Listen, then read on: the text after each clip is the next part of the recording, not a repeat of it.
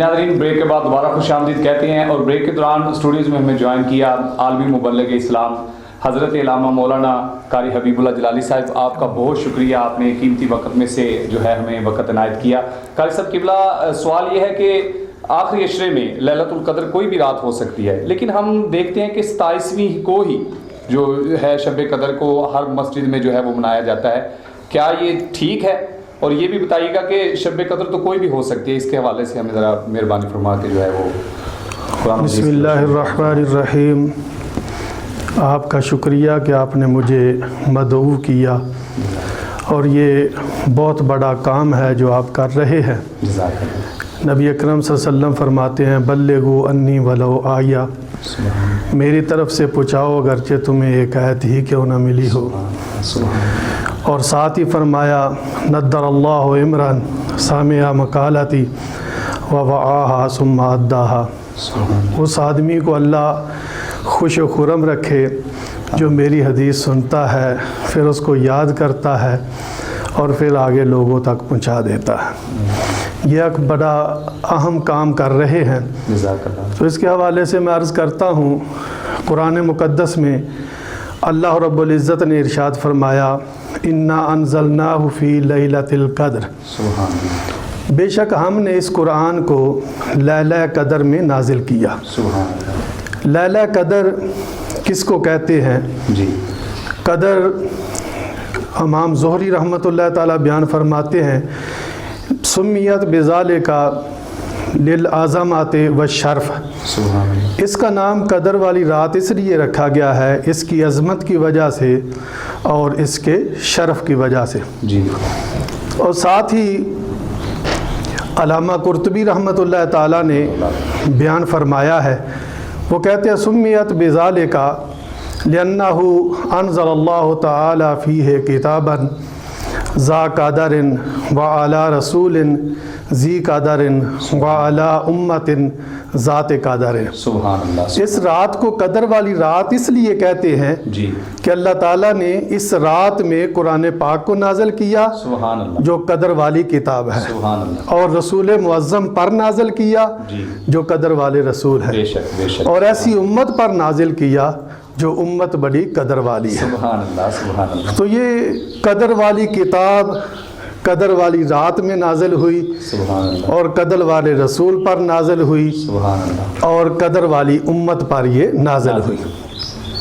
اور اس کے بارے میں سیدہ عائشہ صدیقہ رضی اللہ تعالی عنہا آپ بیان فرماتی ہیں تحروا فی الوتر سبحان اللہ، من العشر الاواخر من رمضان.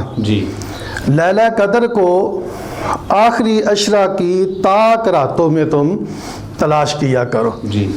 طاق راتیں وہ 21 کی بھی ہو سکتی ہے، 23 کی بھی ہو سکتی ہے، اور 27 کی بھی ہو سکتی ہے، 25 کی بھی ہو سکتی ہے، 29 کی بھی ہو سکتی ہے. لیکن جو زیادہ مشہور ہے کہ 27 رمضان المبارک کو ہی شب قدر لوگ شمار کرتے ہیں.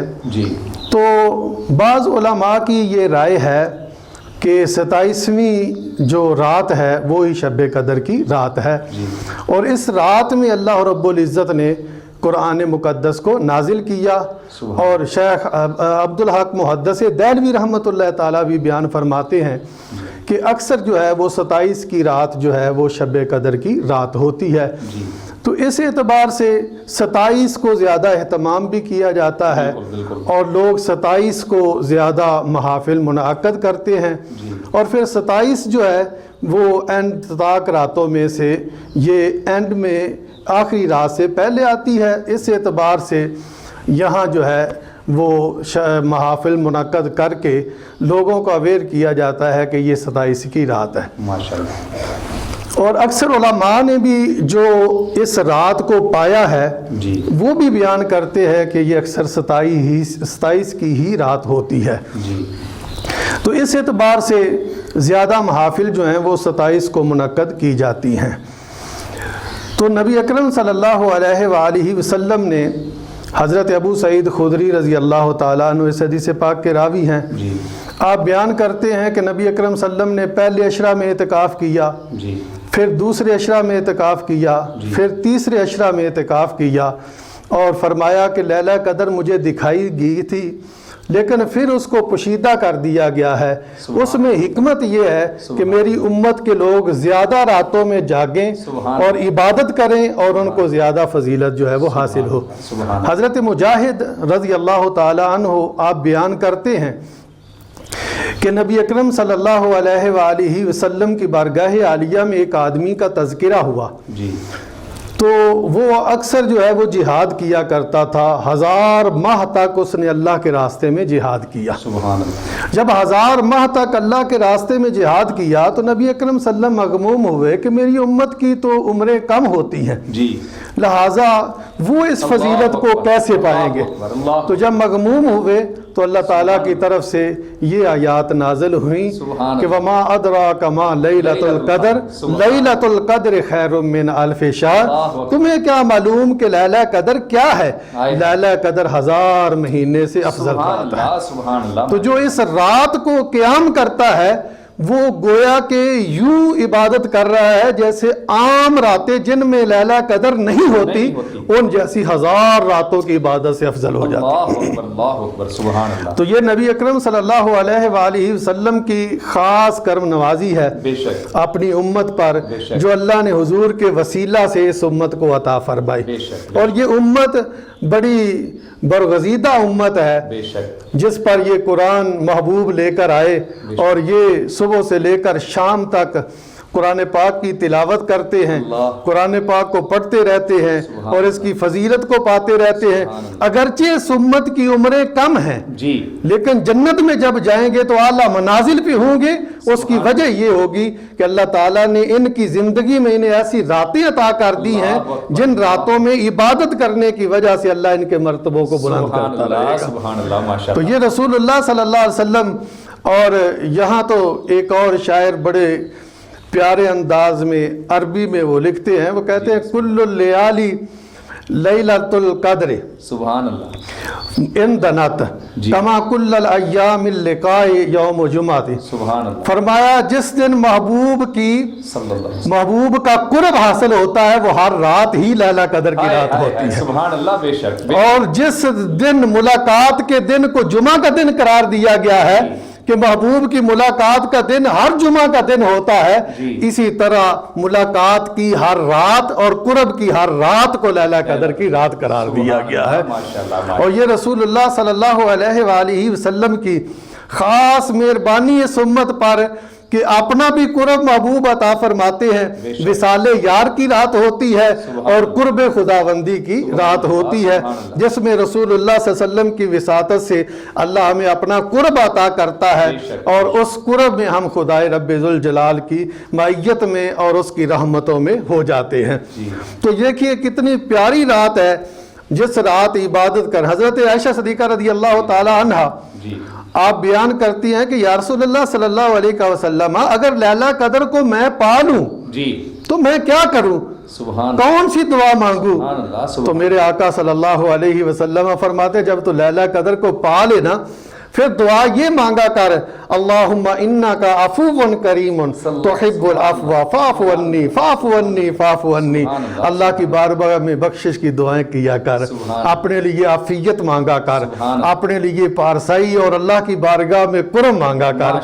تو یہ حضرت عائشہ صدیقہ رضی اللہ تعالی عنہا کو میرے محبوب بیان فرما رہے ہیں، اور سیدہ عائشہ صدیقہ رضی اللہ تعالی عنہا بھی ساری رات اس رات میں عبادت کیا کرتی تھی، اور خود ہی بیان کرتی ہیں کہ نبی اکرم صلی اللہ علیہ وآلہ وسلم جب یہ تاک راتیں آتی تو شدہ میزہ رہو اپنے تہ بند کو سختی سے باندھ لیتے، عبادت کرنے کے لیے کمر بستہ ہو جاتے اور خود بھی جاگتے، اے قضا اہلہو تو اپنے گھر والوں کو بھی جگاتے بھی جگاؤ کتنی برکتوں والی رات ہے، اٹھو برکتوں والی رات ہے، رحمتوں والی رات ہے، اس کی بخشش کو حاصل کرو، اس کے انعام کو حاصل کرو۔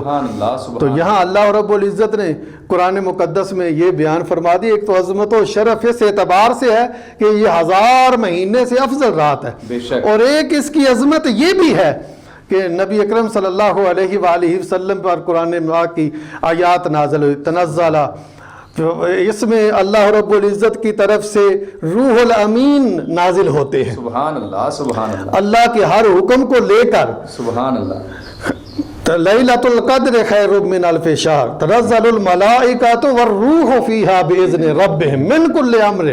سبحان اللہ اللہ تعالیٰ کی طرف سے ہر امر لے کر آسمان سے فرشتے جو ہے وہ زمین پر آتے ہیں، اور نبی اکرم صلی اللہ علیہ وآلہ وسلم کا بھی فرمان علی شان ہے، نازل الملائکۃ، فرشتے نازل ہوتے ہیں، والروح الامین، حضرت روح الامین بھی ان کے ساتھ شامل ہوتے ہیں، اور یصلون علی کل عبد قائم او قاعد یذکر اللہ، سبحان اللہ اور وہ جو بھی زمین پر بندہ اللہ کا ذکر کر رہا ہوتا ہے، کھڑے ہو کر، بیٹھ کر، لیٹ کر، جیسے بھی کروٹوں کے بل وہ اللہ کا ذکر کر رہا ہوتا ہے، تو اللہ کے فرشتے اس کے لیے بخشش کی دعائیں مانگ رہے ہوتے ہیں، ماشاء اللہ قاری اس صاحب پر رحمتیں نازل کر رہے ہیں۔ سبحان اللہ سبحان اللہ، بہت شکریہ۔ قرآن و حدیث کے روشنی میں آپ نے ہمیں لیلۃ القدر کی افادیت کے بارے میں بتایا۔ اللہ پاک آپ کے علم و عمل میں اضافہ فرمائے، اور آپ کا بہت شکریہ۔